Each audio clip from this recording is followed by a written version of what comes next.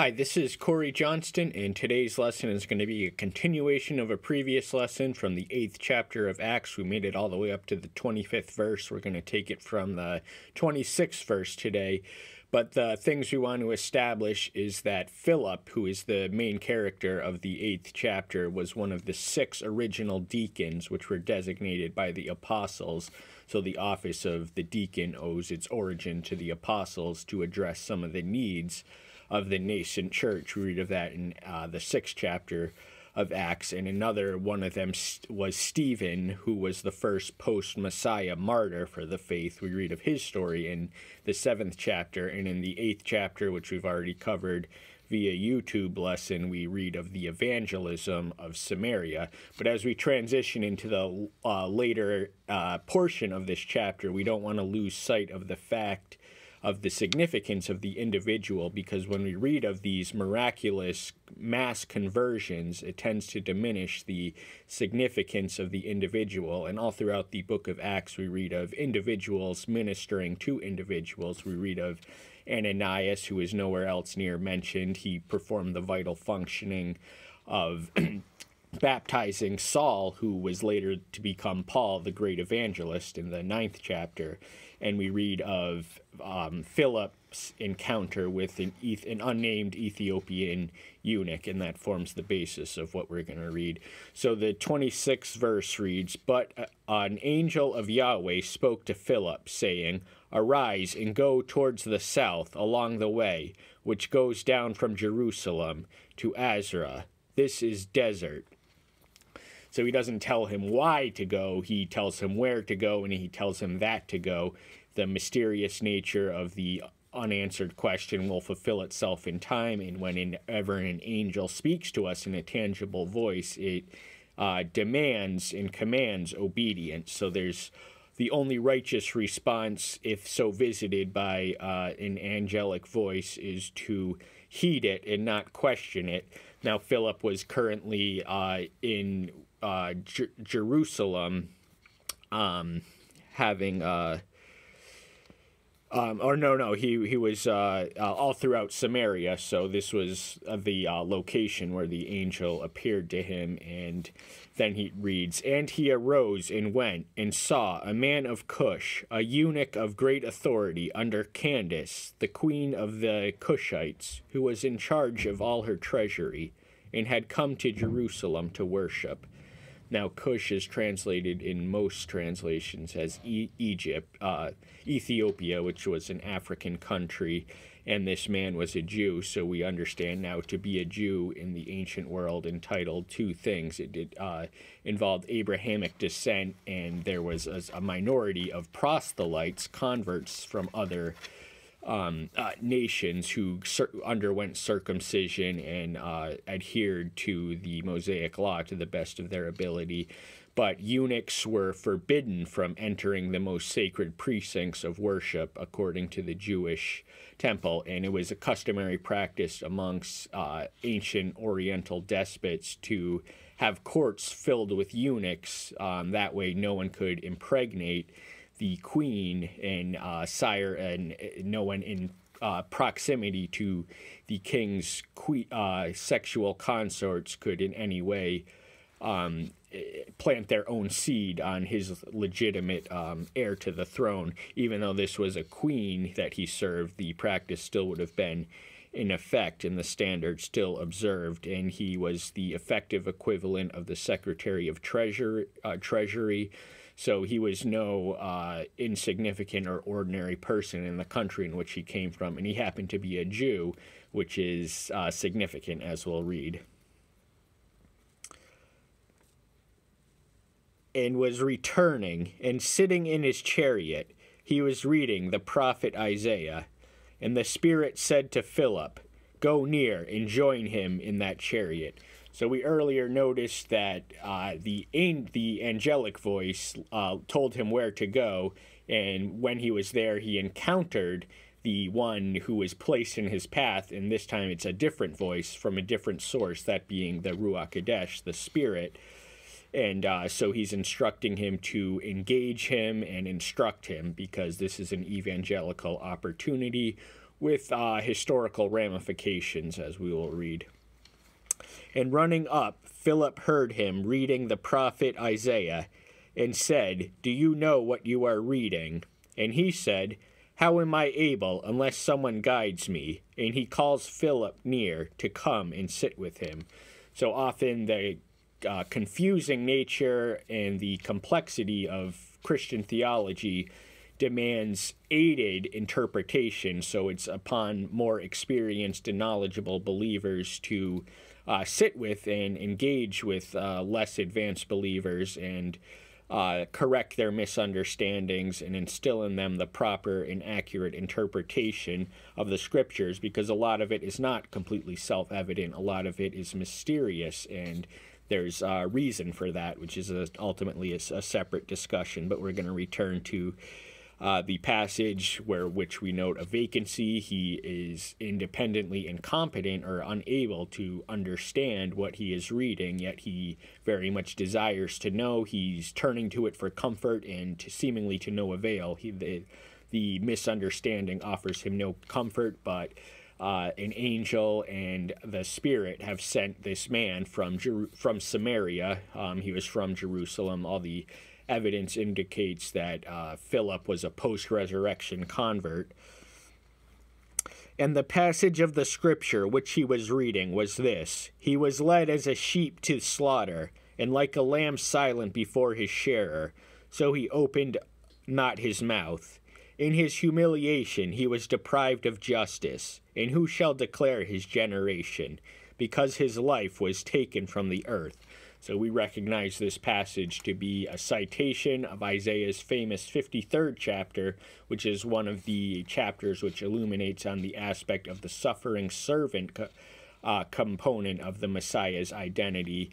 And so he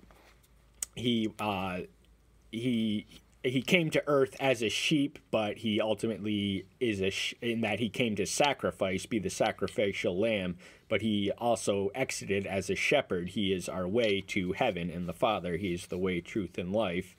And he embraced and endured the bitter passion, the agony of physical torment and being mocked and spit upon, seemingly indifferently, without responding to it or acknowledging it or retaliating in any way, shape, or form. And it was the ultimate act of injustice through which the great mercy of Yahweh is revealed through the paradox. And so he was clearly identified as a martyr. He not only suffered, but suffered unto death, and that is a distinguishing factor of the Messiah's identity. And the eunuch, answering Philip, said, "I ask you, about whom does the prophet say this about, himself or about some other?" So the source of his confusion is the Isaiah doesn't quite make clear who it is that he is writing of. He is writing of a historical figure who came 800 years in advance after the writing with prophetic hindsight, but the nature of the Ethiopian's confusion was he writing of himself or someone else? And Philip, opening his mouth and beginning at this scripture, brought to him the good news, Yahshua. So he used the foundation reference point. He was a Jew, so he would have been familiar with the Old Covenant writings, and he found him where he was at using Isaiah and used it as a pivot in an evangelical operation for conversion. So much of the evangelical formulas we witness the apostles and early disciples employ to their respective audiences meets them where they're at. So we witness a difference in the way they approach Jewish audiences and Gentile audiences.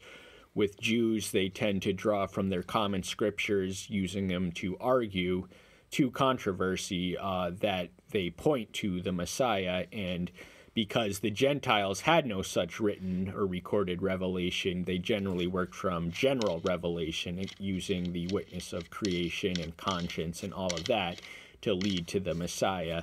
And so that we find the pattern here and elsewhere throughout the book of Acts, and it is a pattern we should safely emulate. And as they were going on the way, they came to some water, and the eunuch said, "Look, water, what hinders me from being baptized?" So they're in the desert, a place of sparse habitation where oases are rare and treasure and heaven sent, but he's already been guided by an angel and the Spirit, so there's really no reason that there shouldn't be water for them to accomplish their purpose of getting him baptized, which was the initiation rite for the early Christians. It was the equivalent of the Jewish circumcision. It is a physical act symbolizing certain being sealed. It identifies us in the death and burial and resurrection of the Messiah, and we do it because he did it. He didn't do it because he needed to. He did it to set the example, but that's another discussion entirely. And Philip said, "If you believe with all your heart, it is permitted." And he answering said, "I believe that Yahshua Messiah is the Son of Yahweh." So the good news, the center of it, centers on the faith of the divine sonship of Yahshua Messiah, his claim to be the Messiah and divine, and it entails and demands a belief with the totality of all our heart and all our faculties and all their capacities. So that is an authentic faith.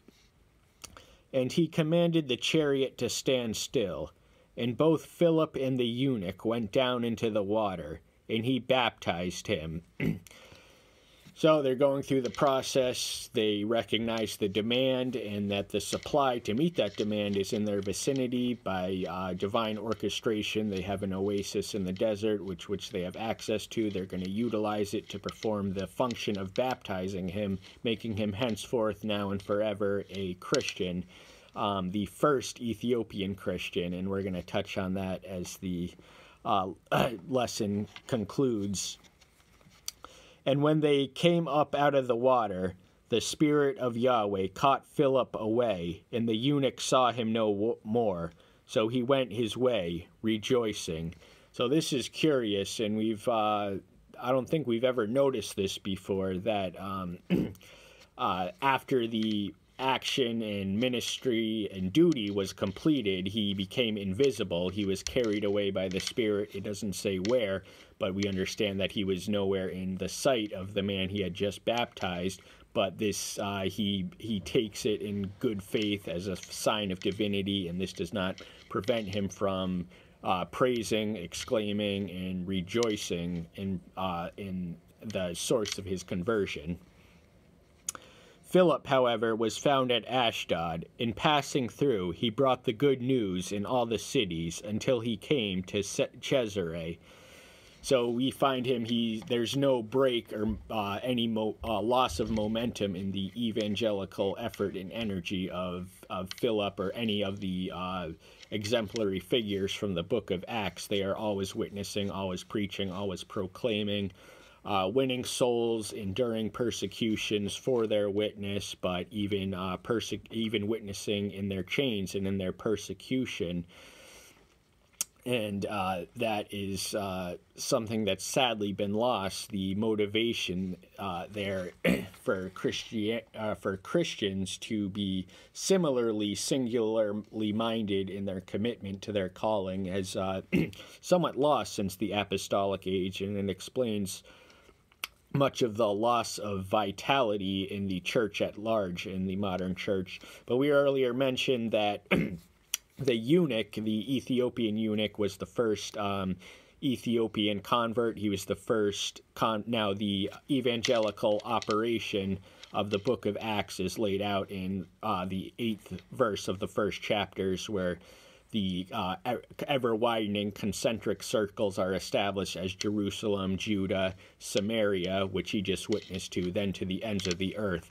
Now, he had just he didn't witness outside of the promised land, but he witnessed to a foreigner from somewhere else. So he's the first international convert, and he's not technically the first Gentile convert, because remember, he was a Jew. He had come to worship, and on his return home, he got more than he expected or bargained for. But we want to understand the significance of the first, according to tradition, he brought the faith to Africa, and there is a historically rooted Christian tradition in the country of Ethiopia, which owes its origin to this anonymous convert of Philip. And that's all the time we have for today. Thank you so much. Tune in next time. Bye-bye.